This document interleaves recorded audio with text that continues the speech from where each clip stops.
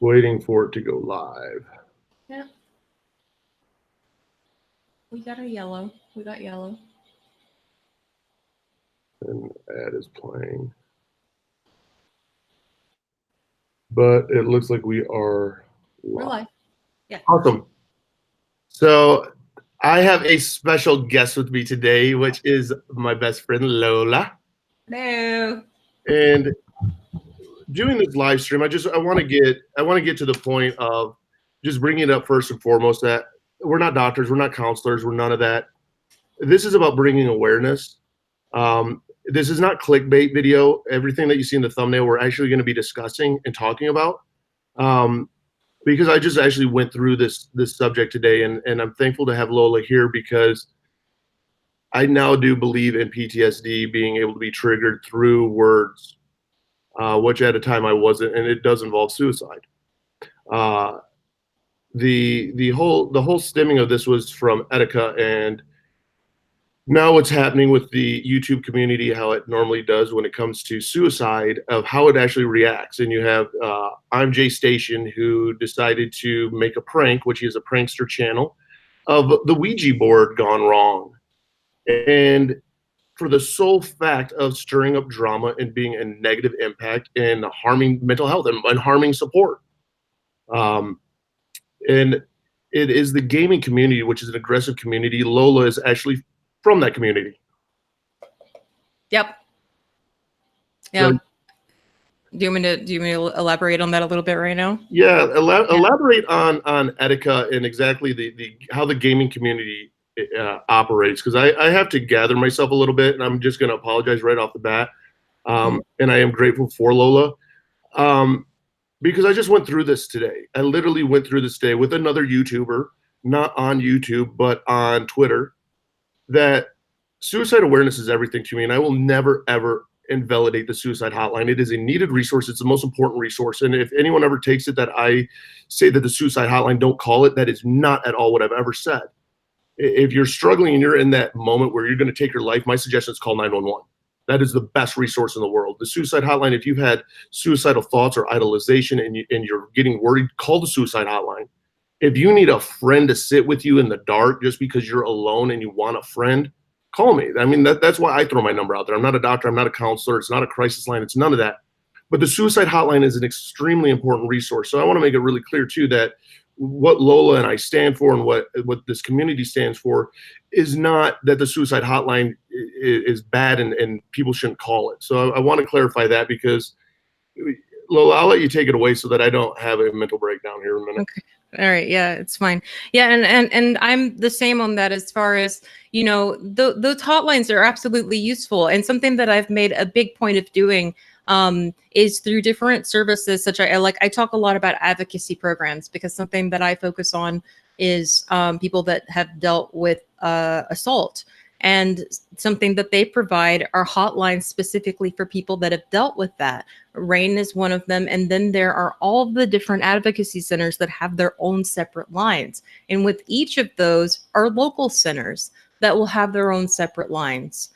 So these are all resources that can be utilized and reached out to, and that aren't going to have a long wait. And it's something that you can start to kind of rely on and develop a sort of rapport with, so that you can, know that, okay, this is something that I can call and talk to when I'm in crisis and something's going on, and, it won't seem so informal. And I'll know that, it might even be in your area. There's one in my area that's fantastic. And I even share that with people that aren't in my area. So it's having that collection of numbers, and knowing that they're all there. But again, I'm somebody that if you want someone there with you while you're deciding on what to do about something, or you need help with scheduling an appointment, or any of that, I'll sit there with you and I'll let you know that you can do this, that, that I'm here to support your greatness. That's the peer-to-peer support, is supporting each other's greatness. And that's the connection that a lot of people are missing. So, and that's what also kind of then goes into with the gaming community, and something that I've experienced and fortunately am not, tremendously affected by, because this has happened when I've been much older. But I witness it and experience it, is that the gaming community in certain ones, depends on the game. Um, but certain ones can be incredibly toxic, very toxic. And, and And it, and it turns out too. I mean, any community can be toxic. And I want you to elaborate even more on the gaming community, because the gaming community is what really started swatting, which a lot of people don't realize. That's where swatting started, was the gaming community, which is not a joke. It's not a prank. It's not funny.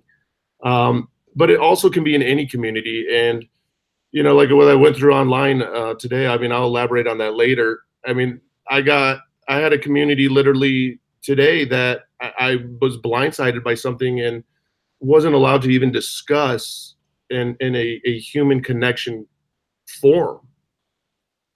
And literally to the point that I literally almost had a mental breakdown. I actually ended up reaching out to somebody today because I needed it.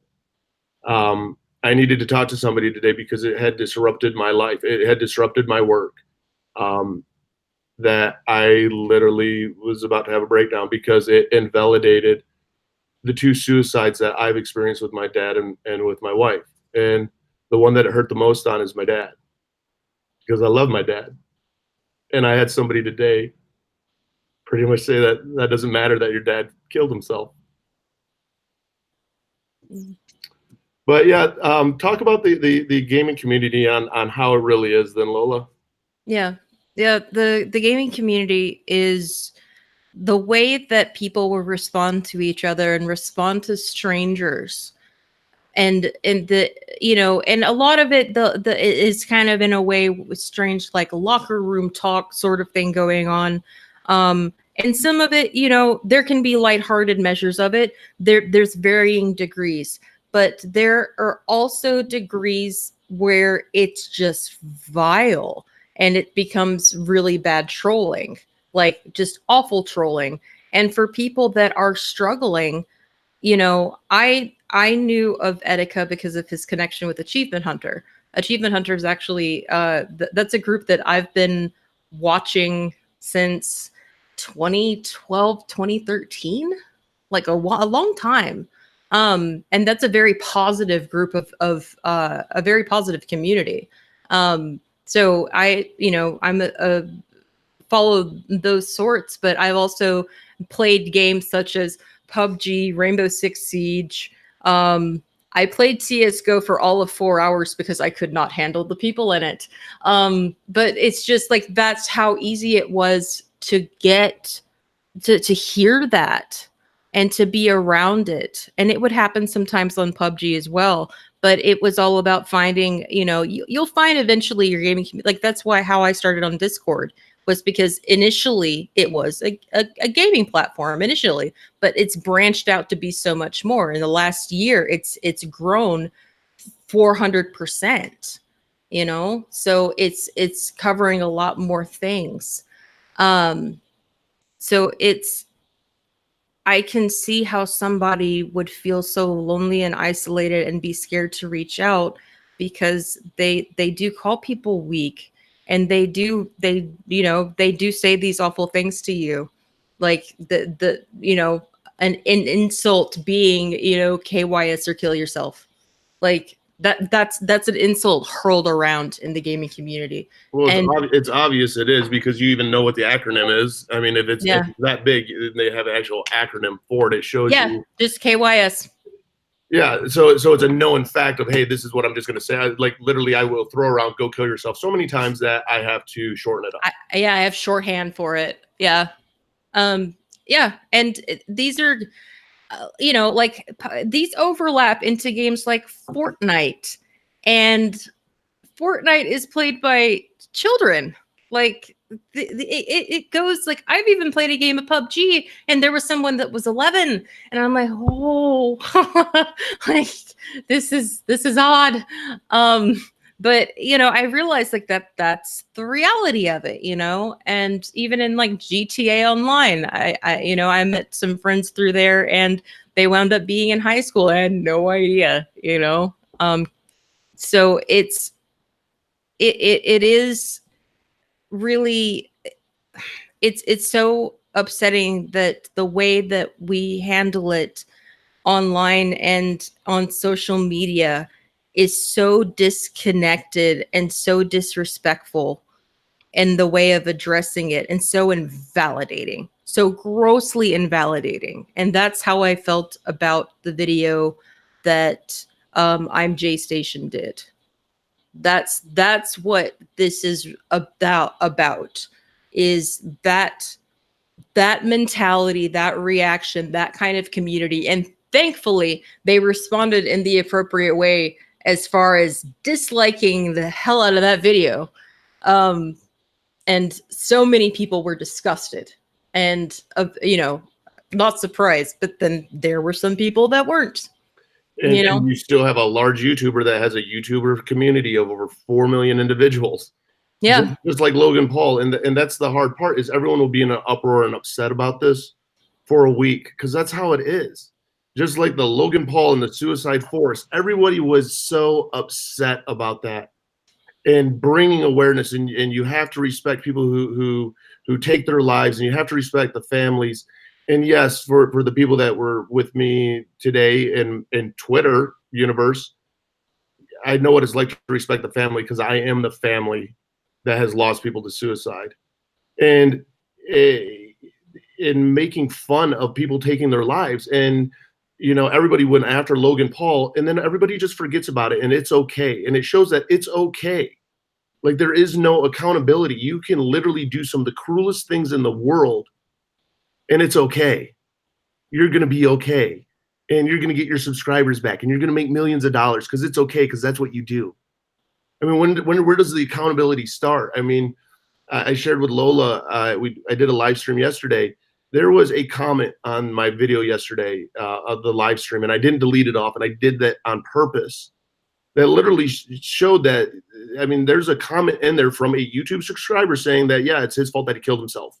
It's nobody else's fault. He was selfish. I mean, is literally attacking the person that took their own lives and does not realize what mental health and mental illness is about, and has no desire to learn about it. And that's what creates the stigma.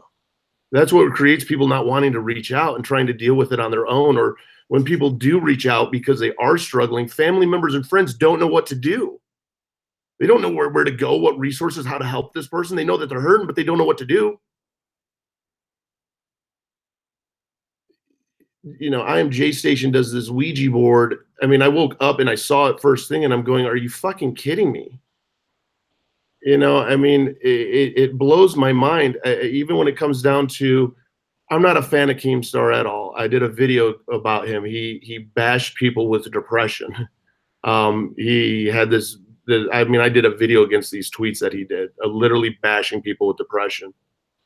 But at least Etika's family even reached out to him, and he followed through with it, of like, please help us bring awareness. This family wants awareness. I can tell you from a family member who I've lost family members to suicide, a wife and a father. I want everybody to see my father's picture. I want them to see my wife's face.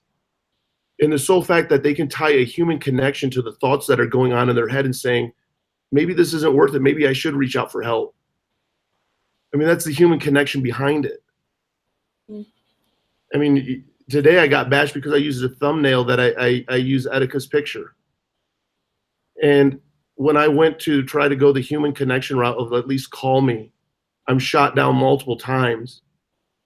And then best of all, I'm invalidated by saying I can understand, as a family member of grief to a suicide victim, of losing my dad to suicide and losing my wife to suicide, and having completely disregarded and blown off, and invalidate. I've never been hurt as much as I have today by somebody. And I can say that since I've advocated for mental health, I've never been hurt. I've had people ignore the fact that I've lost people to suicide. I have never been hurt as much today as by somebody invalidating my dad's death and literally saying, too bad your dad committed suicide. That's not the point. Even though it's on a subject where an individual did commit suicide. It's fucking painful. I can tell you that. I understand now the shit that goes on in your head when it comes to especially YouTube and people telling you go fucking kill yourself. It wears on you. That's why they have YouTube burnout. That's why it's hard to be a fucking mental health advocate, because you do have people that don't understand and don't care to understand. You know, I know that this person probably has never had suicide touch their life, and they're going to tell me how to respond as somebody who's been through it, trying to bring awareness, and that I responded wrong, and won't even talk to me on the phone, more human connection on the phone, to hear voice fluctuation, to actually hear the message, but will have no problem bashing me and telling me how I'm a piece of shit. I mean, I get it. I mean, there is no accountability. Yeah. Yeah, and social media, it's really easy to say and hurl those things, and to do that, and to be able to just step back and disconnect, and not be accountable for it. And it's so that's what is eventually kind of building up on this, is not realizing there's a person behind that. There are people behind this. I've and this is actually, Eric doesn't even know this. I have had I've been hospitalized twice for suicide attempts. Um, and I and it was my mother that found me both times. And I just really I wanted to escape so badly, and I wanted a hope. I wanted this sense of hope that I felt didn't exist. I felt like there was nothing. There was nothing that could improve it, because I didn't have that connection. I was so disconnected from people. I did not have a warm family at all. And my mother tried to explain that she cared about me, but that's still something that to this day I'm so disconnected from her. I don't really have a what I consider to be a family like that. So I've been completely self-sufficient. And it's I would want people to see me. I would want that. And I know for a lot of the people that I've talked to, that they would also want the same, because they don't. And I know for this, Nick, the phrasing is a little off. That's what we're saying. But I don't want anyone to ever feel the way that I have felt. That is what I do. I don't want anyone to feel the way that I've felt.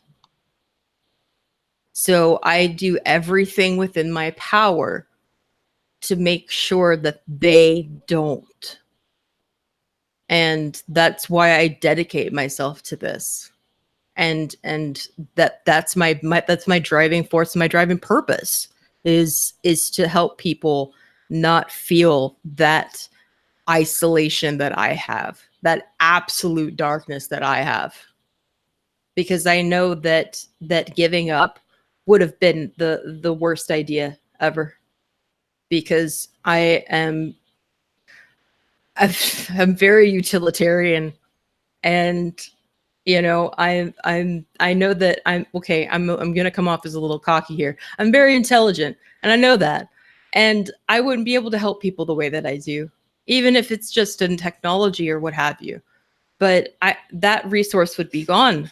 My art would be gone, and so I have to remind myself of that, and that's what keeps me going. Is knowing if I'm not around, I'm no longer a resource to people. So I remind myself of my utility. And that's the most important thing that you can do. And that's where, even addressing it. I mean, with suicides, there are signs. Hindsight's always 20/20. And I can go into the hindsights even and I do with my wife, and I haven't with my dad, and I don't know if I'll be ready anytime soon to with my dad. But there are those signs, there are those warning signs, and a lot of times people don't know how to help with it. They don't know what to do. Like, they know somebody's hurting and they want to help fix it, and it's not something that there's a quick fix to. And that's a lot of times what I think people don't understand is there's no quick fix to it. And he was vocal about his mental health. He was very vocal about what he's mentally going through, to the point that he did do his suicide note online. And it's one of those that, people don't know, how do you take this serious or not? If they struggle with other mental illness where it comes to, if it's MDD, I struggle with MDD. I've been diagnosed MDD by a doctor. Is it just the depression talking that I'm going to make it through this, or am I actually, is this person in that dark enough place where they're going to take their life? And in this case, unfortunately, with Etika, he was in that place that he took his life. The warning signs, yeah, they were there. What do you do though? All you can do is be there for somebody and bring the awareness and kill the stigma where people feel that they need to isolate themselves more and they don't want to talk about the problems that they're feeling, because people show through their words and how they act that me talking about it will fall upon deaf ears. Me talking about it is going to be invalidated. So I'm invisible. I'm a burden. Nobody wants me. I mean, I can tell you this, my wife's suicide letter, she literally says that I'm alone, and I can guarantee you, and I live with it, my wife wasn't alone. I loved her. I know that my dad felt alone, and I loved him. I would have did anything for him. If they would have called me and told me that they were going to commit suicide, I would have been there. I would have been there as soon as I could have sped there. In fact, I would have been on the phone with 911 to make sure a cop sat with them until I got there.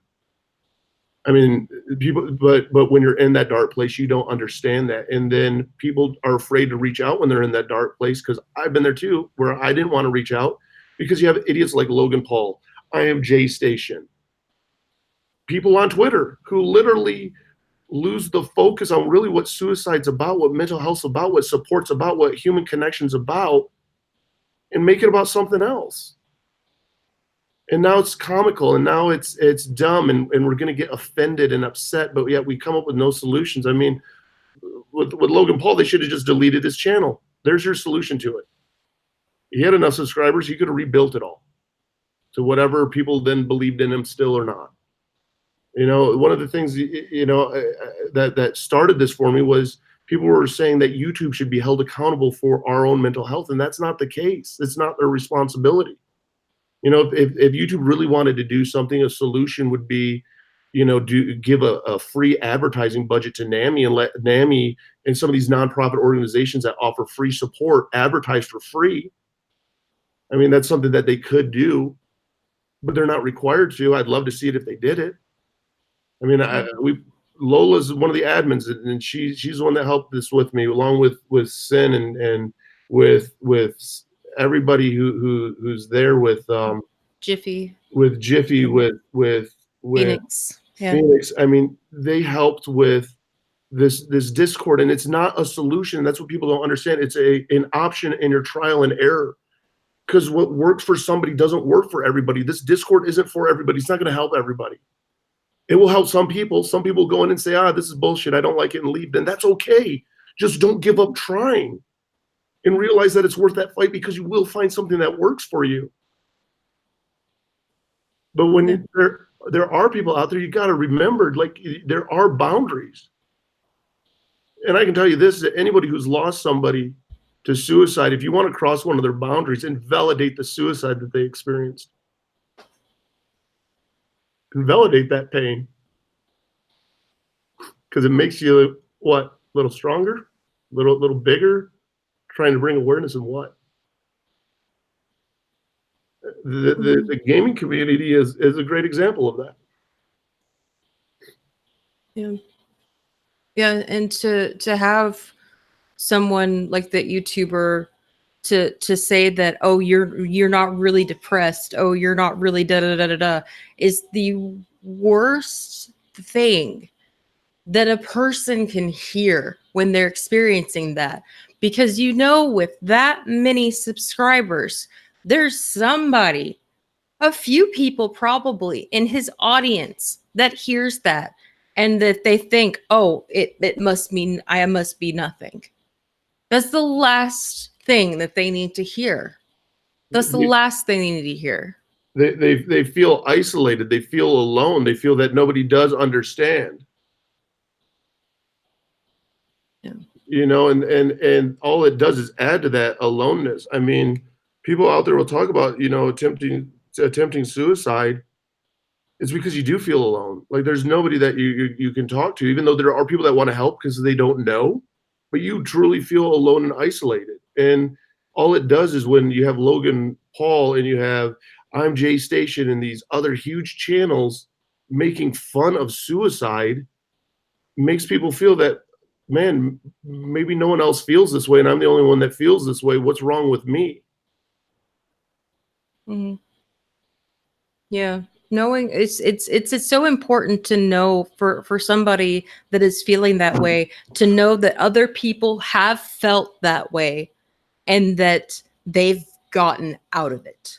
It's that hope that is so important, and something that I wish I would have, you know, that fortunately somebody, you know, came to me and stopped me. And you know, I tried not to say that I have any regrets in my life, but I have one. I have a big one. And that was screwing up the way that I did and screwing up a very big opportunity for myself. My writing mentor was the guy who wrote The Vampire Diaries, the show. I went to that school in California, and he was the last person I saw as I was wheeled out by the paramedics and had my mouth stained with charcoal. And he looked in my eyes, and he looked, and because he was the one watching the dorms that night, and he looked at me like, he's like, "I'm sorry I failed you." That guy, that was the guy. So that's, I've mentioned that as an interesting story about my mentor. That's it. And I'm so upset that I did that because I messed up a huge opportunity for myself. Huge. And, you know, I can't say that I particularly like the show, but you know, it's that I had so much going for me.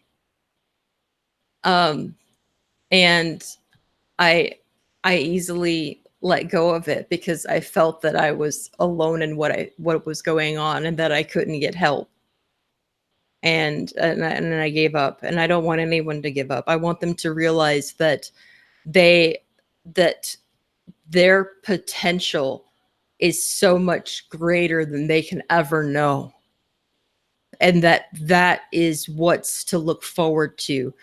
The overwhelming potential that could be possible of continuing to go, what you can accomplish and what you can do. And I felt that by even though I've been through absolute hell in my life, what I've at least done for other people, you know, I feel that that's been worth it. It's been worth it. Exactly, and that's the same thing, and that's why, I mean, we get along so well, and that's why there is these great parts of this community that people have to understand with the mental health community and support. I mean, they really do. They got to understand that there is support, and I know that I don't know if you're still in here or not, Jan, and I'll address it, but I'll say this: I'll address it in a real person way. I don't want to do it through a public platform, and I understand that you're upset about the thumbnail sharing the picture, but the family asked to bring awareness any single way they could. As somebody who's lost a father and a wife to suicide, I share their pictures. Out of everybody that I've ever talked to that's lost somebody to suicide, the first thing they do is show me pictures of the person that committed suicide or took their life by suicide, because it's that human connection that hopefully it brings awareness to somebody, that they look into that person's eyes and go, they were struggling and I'm like that person, I'm struggling. I want to reach for help because I see how much anguish it causes those people. I see. I mean, I've had people reach out to me when from sharing, you know, the signs that I missed on my wife's suicide. There is nothing about clickbait or any of that kind of shit. I mean, I'm addressing the thumbnail that'll be for this with the whole Ouija board. I mean, really, you have a YouTuber who goes to the extent of playing with a Ouija board, which, whether you're for that or not, about this YouTuber who just committed suicide with Etika. You have Etika's family who has reached out now and asked YouTubers to bring awareness any way they can, and even went to Keemstar And I will give Keemstar due credit, even though I'm not a fan of his, and what he had said about depression and how he had treated people with depression in the remarks and comments and hurtful comments that he made.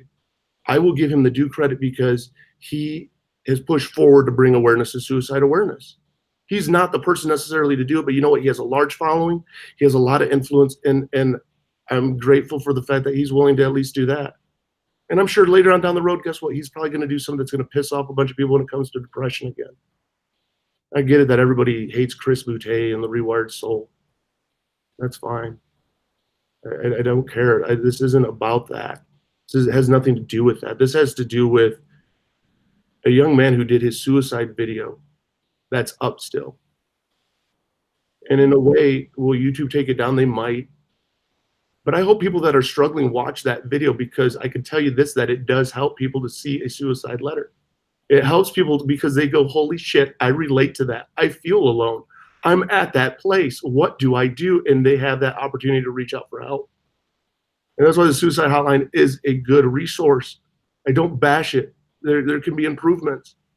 And if you're at that point where you have that one moment, my dad killed himself in his car. My PTSD is from blood because my dad slit his neck. He slit his wrists, and he put the knife in his chest. And it was a Walmart paring knife that I got to pick out of the car and go through all of his blood to pick out all of his wedding rings and his necklaces that he threw on the ground. That's why I have PTSD. That's what the latest diagnosis is. So when people want to talk to me about suicide, let's talk about it, because I'm more than open to share it. I'm more than open to bring the awareness. But if you're going to attack me and tell me I'm disgusting and I'm the same as somebody else, and that's how you feel, you're right to that opinion. And you can share that opinion all you want. But don't ever ignore and disregard and make it meaningless that I know what it's like to lose someone to suicide. That's a dad. I know it's not a son, and this family lost their son. A lot of people lost their friend. And instead of the rallying around individuals like I'm Jay Station or the gaming community that is toxic, let's just go after one another on a thumbnail. It hurts my fucking gut. Yeah. It's the sorry, do you want to go on? No, I don't want to go on. I want to go back to what this live stream is supposed to be about, because I've been working on it all day long, because suicide awareness is that important to me. I mean, that's what it's about, because no one has to feel the pain of losing somebody. And we're able to make a difference. Yeah. And because I stated this earlier in the stream, I am a gamer. I'm somebody that is a part, that knew and watched Etika as a part of Achievement Hunter, that he guested on there, and know about the gaming community and know about what Achievement Hunter does for people that have, been with them, and they absolutely bring awareness and celebrate their lives. And the family has asked for YouTubers to properly advocate. They have asked for that. And they want, this to be brought out properly, because they don't want other people feeling that way. They don't want other people to feel that hurt and loss. And I'm pretty sure that, except take this, like the YouTubers that are doing this, the disgusting shit with the Ouija board stuff. It's like, yeah, dude, tell your give a proper list of resources, because I know that you can at least find one person to do that for you. Find a list of resources for people and talk about it in a serious way. Don't show up with some kind of bloodshot eye like somebody punched you, which frankly I think that you deserve. But like, offer a solution if you're going to at least talk about it. They asked in a few different places. They went to Keemstar, like, of all people. But no, they want this to be public. You can, I forget, you wrote down the name of the, because I know him with Achievement Hunter, but you know of the specific name with the group that he specifically worked with. You wrote that Oh, down. the Joe boys. Yeah. And that's the whole thing is, I mean, anybody who's been touched by suicide in their life, they'll keep a picture on it of that person. They are proud to show off that picture. I'm proud to show off my dad's picture. I'm proud to show off my wife's picture because it's the only human connection that you have left to show somebody of what pain looks like, because it looks normal. Yeah. I mean, that's what it looks like. And that's why, I mean, if you've ever been to some of the walk into darknesses, if you've been to any of this, when the employees that used to work for my dad did the walk into darkness last September, they all had banners with my dad's picture on it. And it's not disrespectful. That's how you connect to that person. That's that human connection, because there is no more human connection left. Otherwise, all it is statistics. It's the 10th leading cause of death in the United States. It's a statistic. It's the leading cause of death for males to 25 to 45. That's all it is. There's no connection. And even when it comes down to like addiction and everything else, it's all about human connection. And it's connecting with more than just words. It's showing the faces. It's showing the fight. It's showing that anybody next to you can be struggling and you don't know who. And so the smallest act of kindness can have the biggest impact. If you want to be a mental health advocate, you don't have to do anything other than just be nice to another human being, because you don't know what that person's going through. Smile at somebody. They might smile back. Yeah. And be willing to have that exchange, be willing to have that connection and that talk, be willing to hear someone out, because you know what? That might be all they need. That might be all they need. That might, you know, and that's what I needed. I know that that's what I needed. And I know that if this wasn't something that they wanted public, because of the fact that I keep in touch with stuff with Achievement Hunter and their close relation with it, I would be aware of this. There are people that very strongly put that out there. And that has absolutely not been the case at all. Plus for the fact that,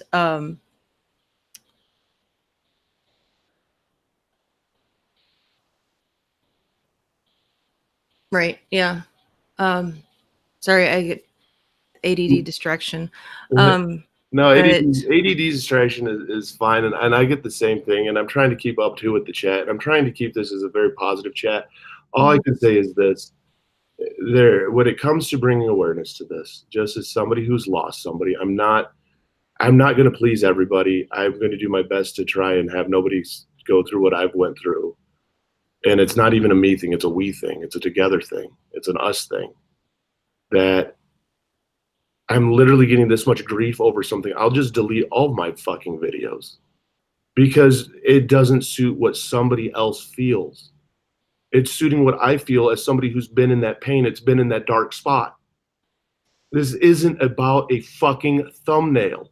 So please stop. That is my boundary. Just don't like me and it's okay. We don't all get along. So please stop. My boundary is that. Please stop. I've asked to be called. I'm not going to talk during the live stream. Please stop. Boundary.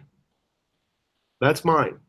I want to get back on the subject of what's really at hand. Is not a fucking thumbnail. It's a kid that jumped off a fucking bridge. On a YouTuber that nobody seems to even give a shit about, that plays with a fucking Ouija board at 3 a.m. You wonder why people fucking commit suicide? You wonder why people fucking struggle? That's why people fucking struggle. Why did I not reach out when I was fucking struggling? Because I know what the fucking community's about. It's not about fucking human connection. The goddamn community's about fucking going off on somebody on the dumbest fucking shit because I, as a human being, am offended. Fuck.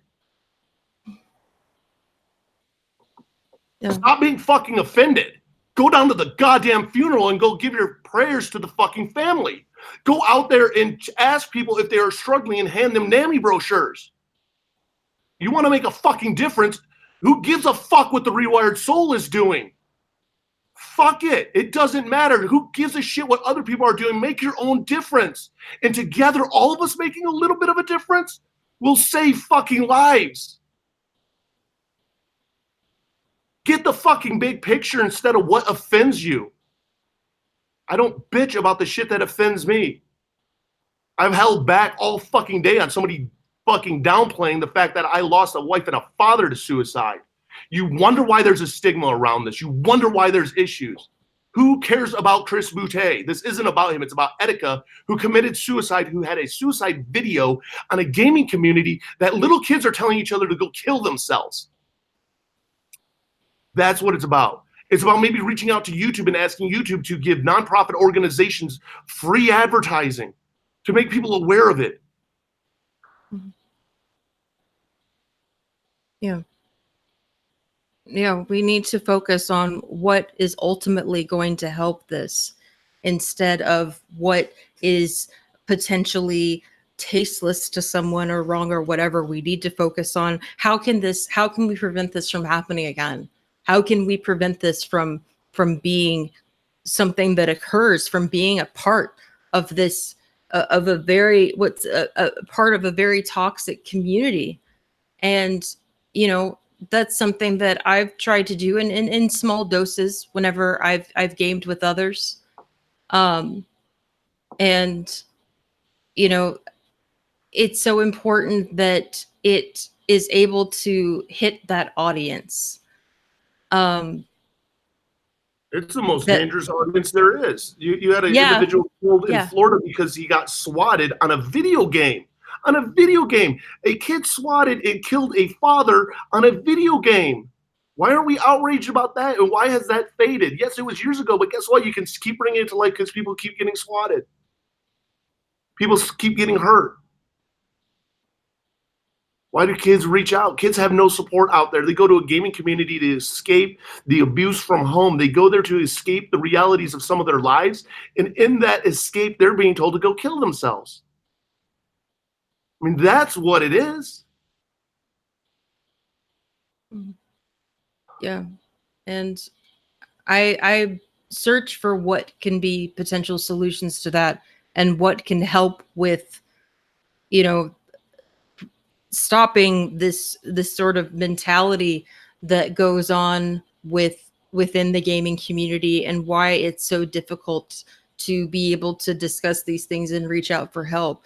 And what's so just troubling to me is, again, the connection that I have to Etika is with Achievement Hunter, is that Achievement Hunter are probably that is a very fantastic, positive group of people that are a part of the gaming community. They are amazing. They do amazing things. They raise money for charity. They raise I think like they do every year. They aim for $1 million during the summer. They run events and everything, and they probably will for Etika.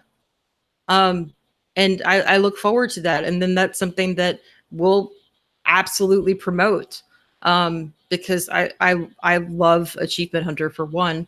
And secondly, that's a part of going in the right direction, and having a huge part of the gaming community that is so positive, that's run by such great people, start to shift how things are run and how things are going. Because there are competitive gamers that are a part of that play in these games, that can totally shift the way that people are starting to treat people, and how hard it is to reach out for help, and that it feels like this isn't a place that you could do it. I don't know what I would do if I was in that space and I was younger. I don't know how I would have handled it. I mean, when I was 17, I was, social media wasn't a thing yet. So I can't imagine how hard it would have been. No, and then you reach out through social media and you are vocal about your struggles, and you miss the great grand picture of everything. Is one, somebody died, and you miss the bigger picture that you have people out there that are saying, Well, yeah, it's his fucking fault that he didn't reach out for help, that you have people that are struggling reading this stuff and seeing this stuff going, nobody does care. Who do I reach out to then? Because here is a community with individuals in it literally telling people that their lives aren't worth anything and that let's make fun of this death. I mean, this is the sickest one. I mean, it was very fortunate that nothing like this happened with Kate Spade. There was a lot of mourning. Nothing happened with this with Robin Williams. Nothing happened with this with Chester Bennington. There's a lot of awareness and positivity brought. When it comes to a gamer like this who is all very vocal about his mental health, there's a stigma all of a sudden that people are trying to attach to it. And I don't think people quite realize that because he was vocal about his mental illnesses.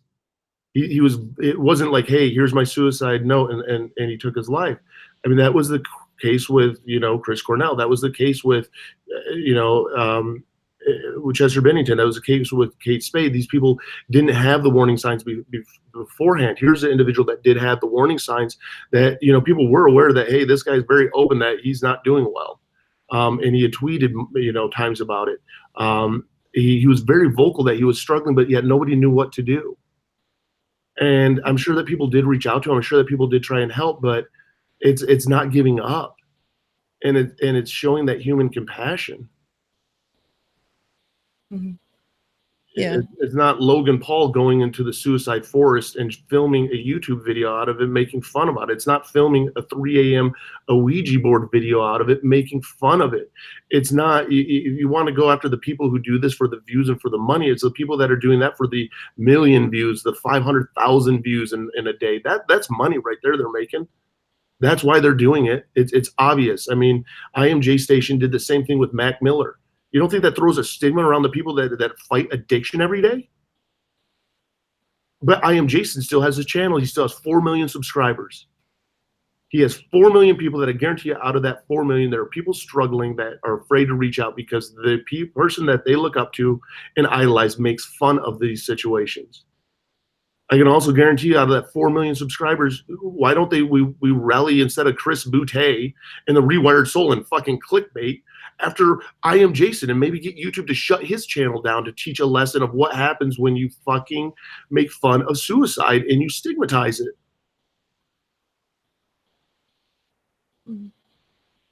Yeah. And I mean, I'm speaking personally just on what I know about. I don't want to touch on different areas or parts of YouTube that I'm not quite aware of and give an uninformed view. So that's why I'm kind of focused on a particular area. So to give some context to that. But overall, as far as, you know, addressing just how YouTubers approach it, how the stigma is approached also with people that are going through these kinds of things. Well, King Crimson in the chat, I don't mean to interrupt you, really hit it on the dot. And this shows how much when it comes to like the mental health community that people want to rally it up, but don't do the proper research. What King Crimson has just said is extremely true. And if you read the articles, because I did a lot of reading because I'm stuck in the fucking car all day, it goes into of how people literally were bullying him on Reddit and on different social media platforms when he was speaking out about his mental health. Yeah. I mean, that's what this is all about. That's where the awareness starts. That's where that pain starts at. If that's nipped in the butt, it doesn't get to the point that somebody feels that taking their life is the only solution. Yeah.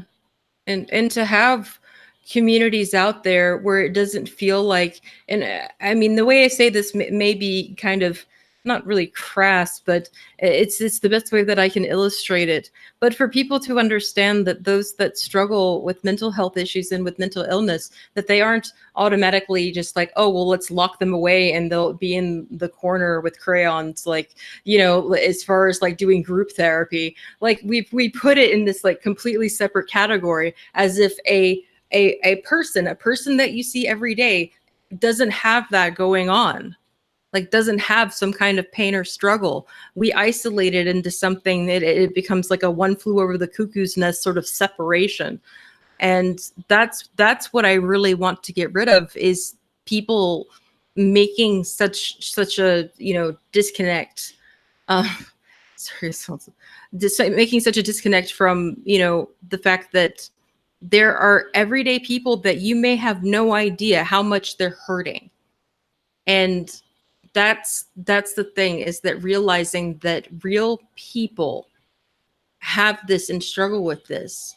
You know, I would like to think that people don't see me, look at me and think, you know, oh, she, you know, that's why. Oh, sorry, I heard feedback for a second there. But I don't want to be seen as, you know, a nutcase. You know, I don't want to be seen as that. And I'm someone that has gone through so much shit in my life that it's expected that it would affect me in a particular way. So how do I handle that, you know, without feeling like I'm just some kind of nutcase, that I'm just put off into some other area, that I'm completely broken, you know, and then shamed for that. So it's helping people understand and erase the shame that goes with that, because it is very shaming. It's there's a lot of that is very shaming, and I think that that's what prevents a lot of people about talking about it, or having, you know, somebody that's willing to step forward and say, hey, if you know, I just want somebody to talk to right now. And for that to be something to happen in a normal conversation, or not a normal but just in in any kind of community, for someone to be able to say, hey, you know what, I just need somebody to talk to right now. I feel alone. I just need someone to talk to right now. And it's true. And Spitz brings it up. You know, what kind of mental illness he had? MDD, and it's hard because, especially when you struggle with mental illness, you refer to it usually as the terms that you're familiar with or that you're comfortable with. Like, just like when it comes to like the BPD and all that. And again, not a mental health expert by any means. I just believe in helping other people. But MDD is major depressive disorder, which is better known as like clinical depression. Um, it comes, my experience is, because I've been diagnosed by a doctor with it multiple times, it comes in waves. I do hit these time frames of weeks to months of extreme depression. I take antibiotics. I get heavily involved with my doctor on it. Not antibiotics, excuse me, but different antidepressants, different actually benzos for calming my nerves and anxieties when it comes to like the Xanax and so forth. But when it hits you, and it's hard to explain. And if you've never been hit with it before, the only way I can say is it's like jumping into a wave pool and you're having fun, and all of a sudden just you see it all the time in these funny videos where, you know, a huge wave comes by and just levels everybody. That's what MDD is like. Like, you literally, life is going great for you. All of a sudden you just hit this moment that nothing is good, and you go down, and you go down fast, and it hits hard. That's the only way I can explain to when it like hits me. Like, I literally will wake up and I am depressed and I don't know why. And things are making me sad. I mean, I can watch a Kleenex commercial and now I'm even worse off because we're killing the trees, and my life is pointless. And it's amazing how our brain works.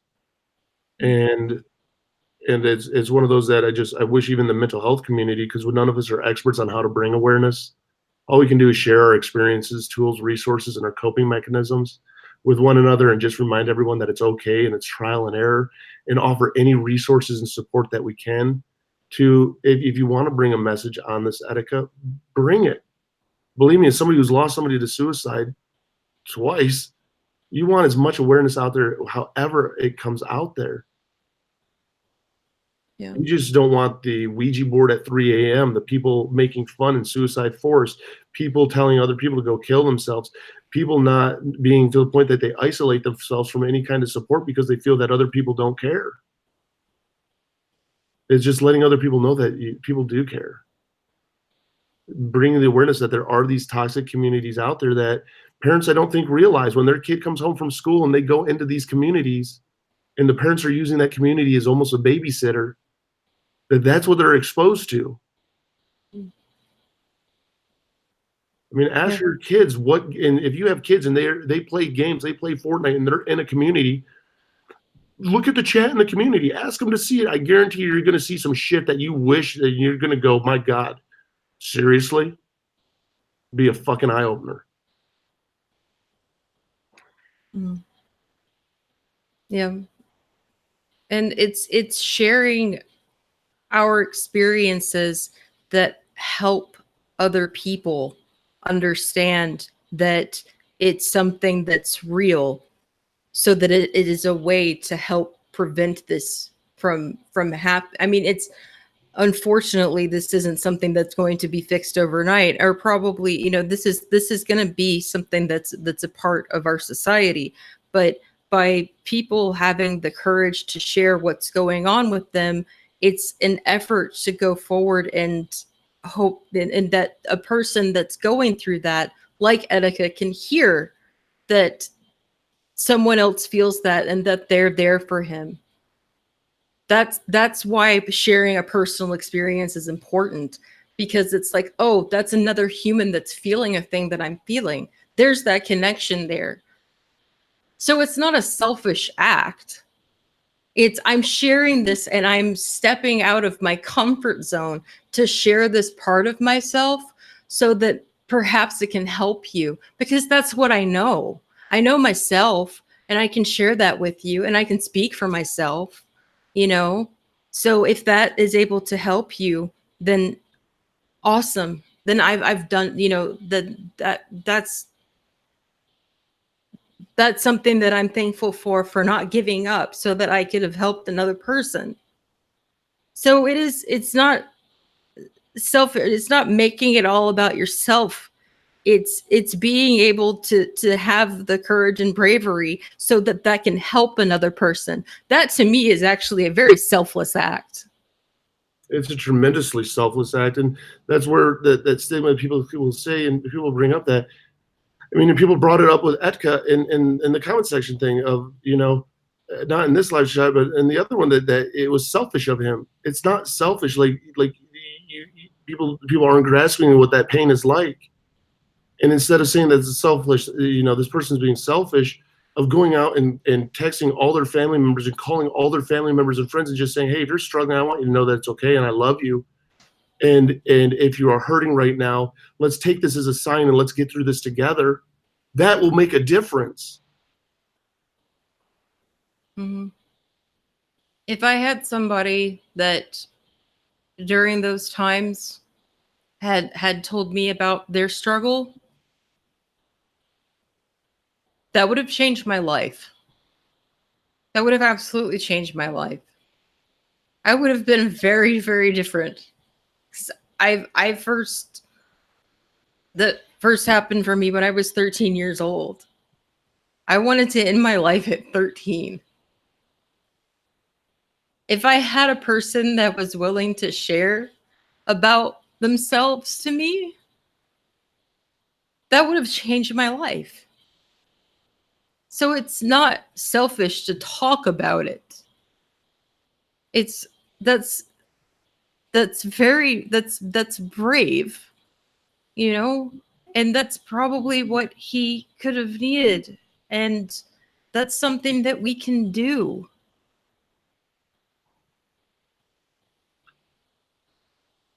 It is something that we can do, and it is something very brave, and it's not ever switching it to, you know, like I watched the chat, and it's, you know, it's sharing your story. I mean, that's what it is, and just hoping that that story is something that somebody can relate to.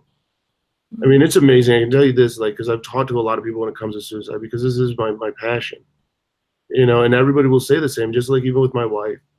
She wasn't religious at all, but at the very end, she reaches out for God. At the very end, she explains that she feels alone, that she feels like a burden, that she wanted the pain to end. And when you watch a lot of these out there, it's the same thing. And all you can hope when you even share a suicide letter or suicide video is that somebody watching it goes, my God, I'm feeling the same way. This person took their life. Look at them. Look how much they had going for them. Maybe it is worth that fight, and they find the strength and courage to reach out for some support without fear of being ridiculed, that you're being selfish, that just cheer up. that I don't understand why you're so sad. You're so successful. Look at all the money you have. Look at all this. Look at all that. You're being selfish. Well, you're just doing it for attention. I mean, these are things that everybody fucking hears. But these are things of when you hear people being told that it's time to step in and say, no, this might not be for attention. This might not be just something that we cheer up about. Like, share with me. Talk about what's going on. Your doctor isn't working for you. Fire your doctor and find a new doctor, and trial and error for the right doctor. If your meds aren't working, trial and error for the meds, because when you find that balance again, life is beautiful. That's why a lot of people who've attempted suicide share their stories, because it's healing for us. And we do know that it helps other people because we've been told that by other people. Yeah. And really, just the last thing that is needed right now is I really look at people's intentions with things.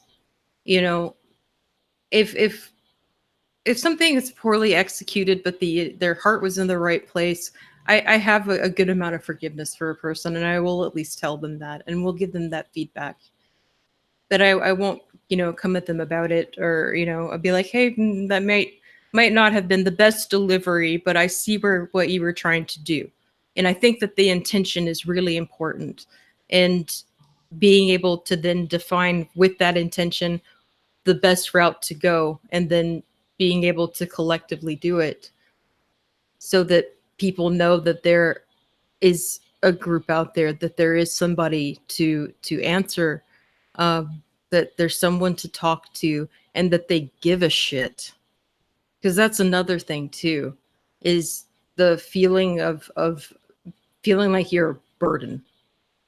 Because that's something that I felt and still feel quite a lot, is that I feel I'm a burden. And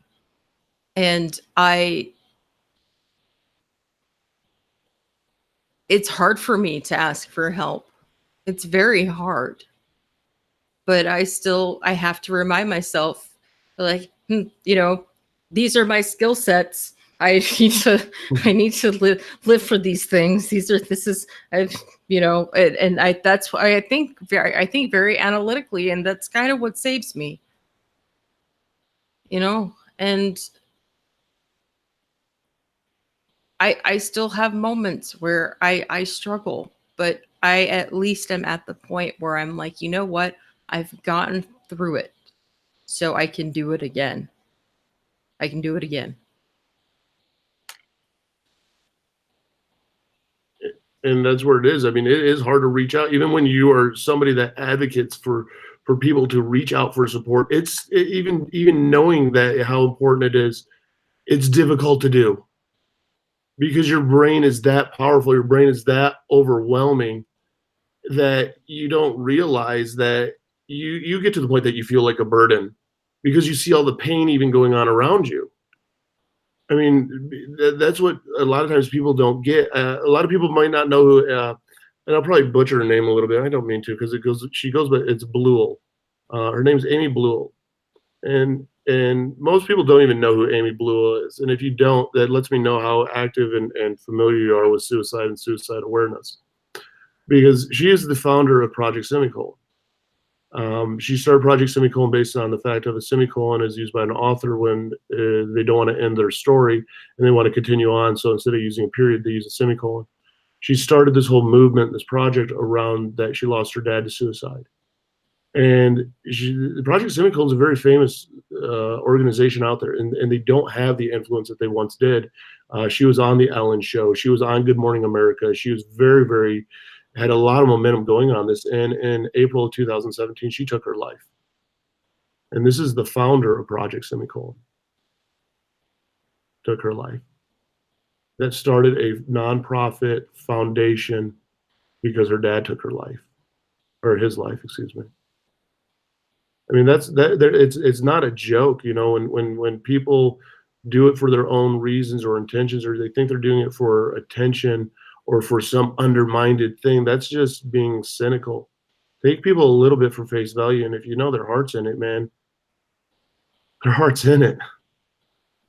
You know, and all you can do is bring the awareness any way you can, and that's why I'm such a big believer in the we community and the us community, because it's everybody saying their own story, their own message, so many different ways that it reaches more people out there that are struggling. There's not a right way or a wrong way to do it. It's just doing it with your heart, with the right intention.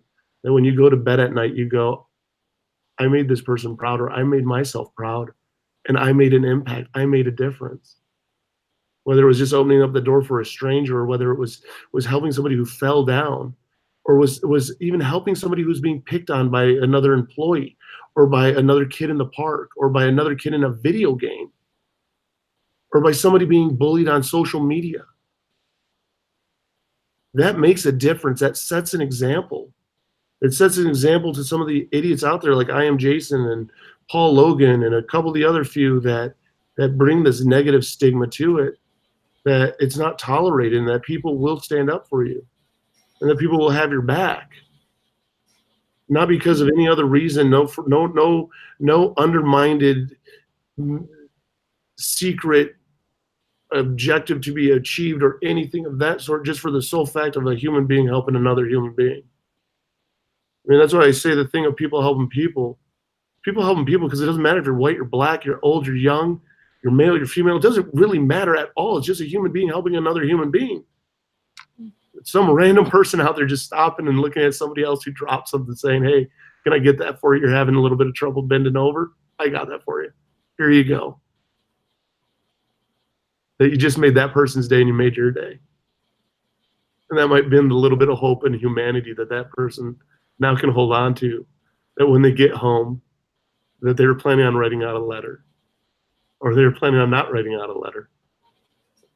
And they go, you know what? There is some hope in humanity. Maybe I'm going to reach out for some help instead. You know, I forget who told me this, and it might be somebody in the chat. So if so, let me know. But I know in one of your recent videos, you touched on Keanu Reeves and some of the stuff that he does. And in an interview, he was asked, I think it was by Stephen Colbert, he was asked, you know, what do you think happens when you die? And he said, well, I think that people that love you will miss you.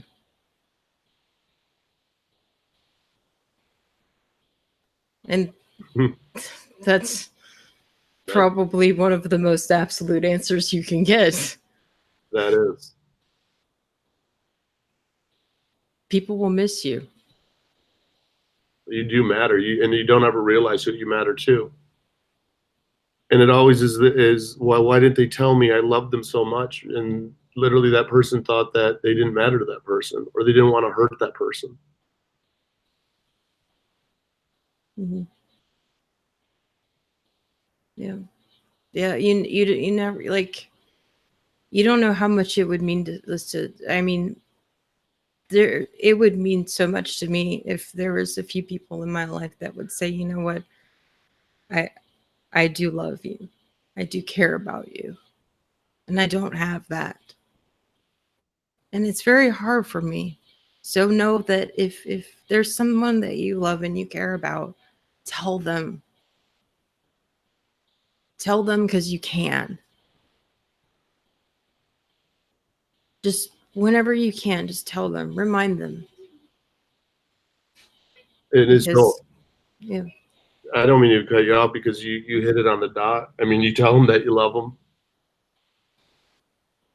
Mm-hmm. I'm thankful that at least I got to talk to my dad the Friday before he took his life. My last words from my dad were, I love you. He told me he loved me back. Mm-hmm. And that's something I'm grateful for.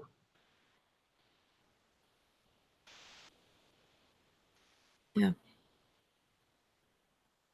Yeah, it's important to have that connection, and to keep that, and to also, you know, have that forgiveness as well, because it's in that forgiveness that because a lot of, for me, I know especially, I felt that I was a burden, or that I was, I was trouble, or that I was too much, and that, and even though I, whether I am or not, being forgiven for being a handful would even that's something that would mean so much. And it's knowing those things, and knowing that maybe they're shared by a ton of people, and people that are struggling with this are like, that's something that resonates with me. And then being able to address these things, you know like, they want to know that they can be forgiven, that they're not a burden. That can mean so much. It's getting that out there.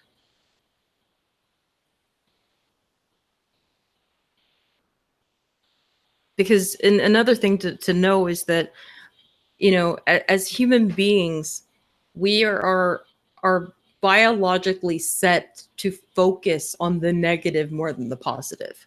And that's a survival mechanism. That's something that we do because we, we're conditioned, our evolution conditions us to look for threats, for what is perceived as negative or as bad. So that has so much more of an impact on us. It's going to biologically.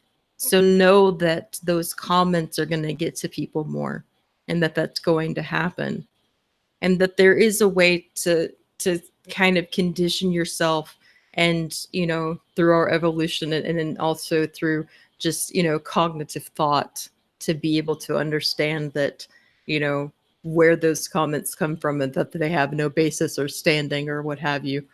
you know it's being able to also help someone start developing those skills as well, you know and knowing that they are worth something. I agree. I mean, that was the whole point of even this live stream, is just to bring the awareness out there, and to even show the community out there, people that do care, that people, it's always inspiring for me to watch the chats and live streams, because it's amazing if just human people that don't know other people, that are literally like, hey, I'll help you. I mean, it restores your faith in humanity. It's not about views, it's not about subscribers, it's not about money, it's not about any of that stuff. It's just about helping somebody out there. I mean, the reward is knowing that you go to sleep every night knowing that the more that you give it away, the more you keep it too. And so, especially when you are struggling, it helps us find a little bit of that purpose. It helps us keep on our path and keep fighting. It's not bullying up. It's not when somebody shares that, hey, I am struggling with depression right now, that they get bullied on social media. I mean, Etika is a great example of that, of somebody who is famous that gets bullied for depression, that gets bullied for all of this. It's one of those that just showing that there are communities out there, whether it's not, doesn't have to be my community, doesn't have, it can be your church, it can be any community out there. As long as you find the right support, that's all that matters. And just not giving up for that support. And if you are a part of the community, just smiling and being kind to other human beings, that realizing that everybody's fighting a different battle. We all have the same destination. We're fighting a different battle. And my journey is not going to be the same as everybody else, but we want to get to the same destination. So let's try and do it together. Let me find out what worked for you, and I'll try what worked for me. We can share our tools and our resources. Maybe we'll find something that we didn't know existed that will make that fight a little bit easier. And that's where it is. It's a we thing. It's a us thing. It's a together thing, because together is the easiest way to do it. And it's not. It doesn't have to be a lonely. It doesn't have to be a lonely place. Mhm. And there's so many communities out there that make it a lonely place, that make you want to shut down, that make you want to give up, that make you want to stop. And it is a fight to fight through that. That you're not doing it some way that somebody else wants you to do, or somebody thinks that you should do it, or there's no right way. There's no rule book on how to do it. Just do it with your heart, wanting to help someone. And that's why I was so passionate about doing this live stream, because you have other YouTubers and stuff out there that literally have been part of bullying and stuff on this young man who took his life. And there's no huge accountability for it. And the sickest part of all that just really makes me sick is that give it a week to 2 weeks, this will be old news and it'll be moved on to something else. And it shouldn't be. Yeah. And to be able to, again, make this an option for people, and to have them not feel like, ashamed of going to that, and that we're all still we're still all people. We're all people. We're not broken. We're not nutters or something. Like, that's the big stigma that, goes along with it, that just because we're interested in mental wellness doesn't mean that, you know there's something collectively like that's isolating. We're all multifaceted individuals, and we all have all these different interests and things going on. We just also like have a part of ourselves that we, that's a struggle for us. And, it's we're always going to be our own worst critic. We always are. I'm very, very hard on myself. Even with, I will tell myself still things that, even though I may receive, comments or compliments or whatever, I still will be rather harsh on myself, because of the fact that, I'm a person with PTSD, that I, probably will have this to some varying degree for the rest of her life. And I just have to tell myself, wow, for someone with PTSD, I do really fucking well. Like, I pull this off really gracefully. Like, and so it's being able to give myself that credit that, people aren't looking at me like I eat glue. This is fantastic, you know? And also realizing that, that sense of humor helps so much. Because, yeah, this is a very heavy topic that we've just talked about. But something that helps so much with it is to realize that, you know, to bring joy into it, and I have a really wonky warped sense of humor, and so does Eric. But, And it's a coping mechanism, and most people will either admit it or won't admit it, but it is actually a coping mechanism. Yeah, it is, because it gives you a sense of power over the situation, you're able to, this thing that's so negative and bogging you down, you can take it and be like, you can just poke at it, and it's very freeing. It's very freeing. So being able to do that is fantastic. That's why I think that, the whole saying laughter is it's one of the best medicines. It absolutely is. And however you achieve, the way that you get to that laughter, and, that it's positive for you, like, absolutely. That's why I try to do things in the Discord, or try to arrange them where we do stuff or whatever, or other activities or other things going on and everything. So, And it's important. I mean, it's hard. I appreciate everybody who's been, into this live stream, and the awareness that hopefully it brings. Yeah, will people not agree with the thumbnail that I used for this? Yeah, they won't. They won't agree that I used Etika's name in the title. People will not agree with that. That's okay. We're all entitled to our own opinions. We all can bring awareness any way we want to bring awareness, just as long as we're trying with the goodness of our heart to try and bring awareness. And all I hope is that somebody watches this live stream and goes, holy shit, there are people that care. Do we offer tools and resources? Yeah, we have a peer-to-peer support mental health chat. There's no profit or anything. There's no money or anything. It's literally people go in there just because they want to help each other. You're struggling, hey, we'll help you. It doesn't replace a doctor, counselor, any of that stuff. I just know that it's a very lonely place a lot of times. You're somebody that you can kind of talk to, because sometimes it's easier to talk to a family member or a friend or a stranger. I will talk to a stranger any day because there's no judgment. They're not trying to fix me. Family members or friends will try and fix you. They're not going to listen to listen. They're going to listen to respond. The stranger will just sit and listen to you and then tell you, hey, you're okay. It's okay. We can do this. Makes a difference. Yeah, it does. Or even just, and having somebody there, like, I just like for somebody to just watch a show with me sometimes, like something that I do on Discord sometimes with people is I'll have a video call with them. And here, you guys are I'll let you guys laugh at me for a second. Hold on. I'm a almost 35-year-old woman with a teddy bear. Because this teddy bear has been with me for over 20 years. It's been with me when I've been homeless. This thing is stuck by me.